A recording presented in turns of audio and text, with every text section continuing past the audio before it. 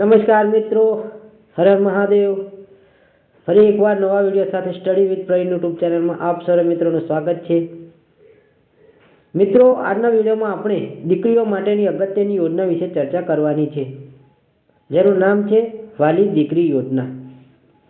આ અંતર્ગત આપણે જાણીશું કે આ યોજનાનો હેતુ શું છે, યોજનાનો લાભ લેવા માટેના માપદંડો શું છે, યોજનાનો લાભ કોણ કોણ લઈ શકે, અરજી કઈ રીતે કરવી, કયા કયા ડોક્યુમેન્ટ જોઈશે અને શું લાભ મળવા પાત્ર છે.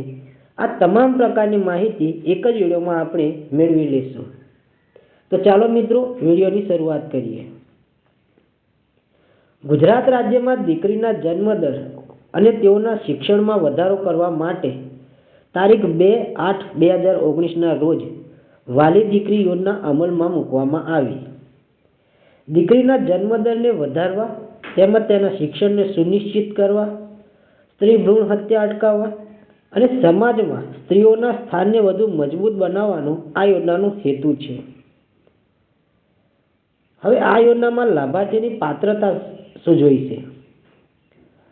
તો આ યોજના તારીખ 2/8/2019થી અમલમાં મૂકવામાં આવી હતી. તેથી તારીખ 2/8/2019ના રોજ અને ત્યારબાદ જન્મેલ દીકરીને આ યોજનાનો લાભ મળવા પાત્ર થશે. દંપતીની પ્રથમ 3 સંતાનો પૈકીની તમામ દીકરીને આ યોજનાનો લાભ મળવા પાત્ર થશે.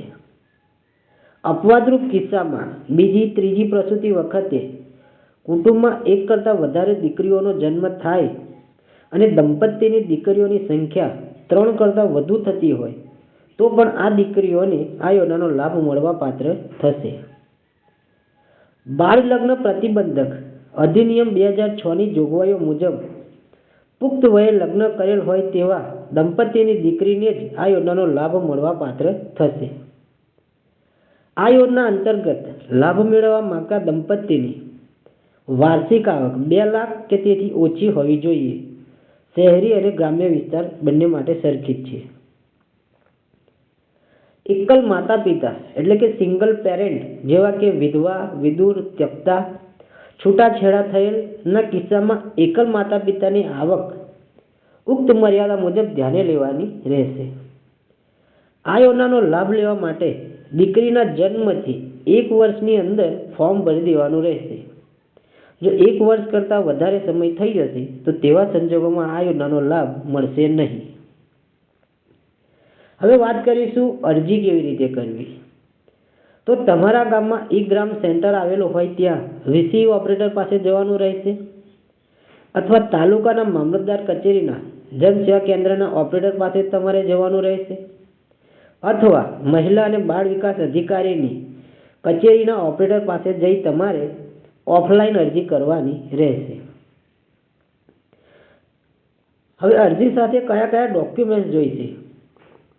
તો લાભાર્થી દીકરીનું જન્મનું પ્રમાણપત્ર, લાભાર્થી દીકરીનું આધાર કાર્ડ, લાભાર્થી દીકરીના માતા પિતાનું આધાર કાર્ડ, લાભાર્થી દીકરીના માતા પિતાનું લગ્ન નોંધણી પ્રમાણપત્ર, લાભાર્થી દીકરીના માતા પિતાનું આવકનું પ્રમાણપત્ર, લાભાર્થી દીકરી કે તેના માતા પિતાના બેંકની પાસબુકની નકલ, રેશન કાર્ડ અને નિયત નમૂના મુજબનું સ્વઘોષણા પત્ર. આટલા ડોક્યુમેન્ટ અરજી સાથે જોડવાના રહેશે. હવે આ યોજના અંતર્ગત લાભ કઈ રીતે મળે છે તેના વિશે ચર્ચા કરીશું. તો પ્રથમ હપ્તો દીકરીને પ્રથમ ધોરણમાં પ્રવેશ વખતે ₹4,000ની સહાય મળવા પાત્ર થશે. બીજો હપ્તો દીકરીને 9મા ધોરણમાં પ્રવેશ વખતે ₹6,000ની સહાય મળવા પાત્ર થશે.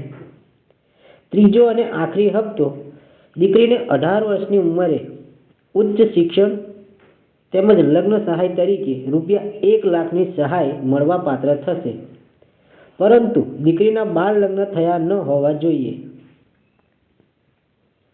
18 વર્ષની વય અગાઉ મૃત્યુના કિસ્સામાં વાલી દીકરી યોજના અંતર્ગત બાકી રહેલી સહાય મળવા પાત્ર રહેશે નહીં.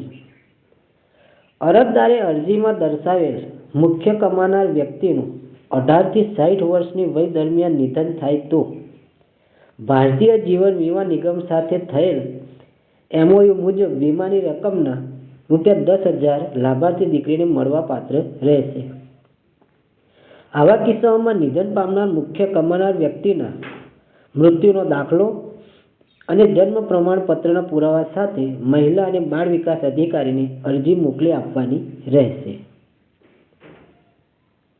હવે વાલી દીકરીઓના અંતર્ગત વર્ષ 2019-20માં 12,622 દીકરીઓ, વર્ષ 2020-21માં 32,042 દીકરીઓ, વર્ષ 2021-22માં 69,903 દીકરીઓ, વર્ષ 2022-23માં 55,433 દીકરીઓ, વર્ષ 2023-24માં 67,012 દીકરીઓ તથા વર્ષ 2024-25માં 41,649 દીકરીઓની નોંધણી કરવામાં આવી છે, જે હેઠળ અત્યાર સુધીમાં 3,000 કરોડથી વધુની સહાયની મંજૂરી આપવામાં આવી છે.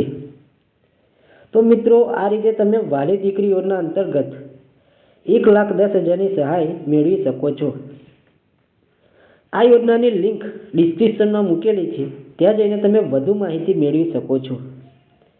અને જો કોઈ પ્રશ્ન હોય તો કોમેન્ટમાં પૂછી શકો છો.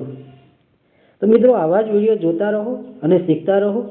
જો વિડીયો સારો લાગ્યો હોય તો લાઈક, શેર અને સબસ્ક્રાઈબ જરૂરથી કરજો. નેક્સ્ટ વિડીયોમાં ફરીથી મળીશું. જય હિન્દ.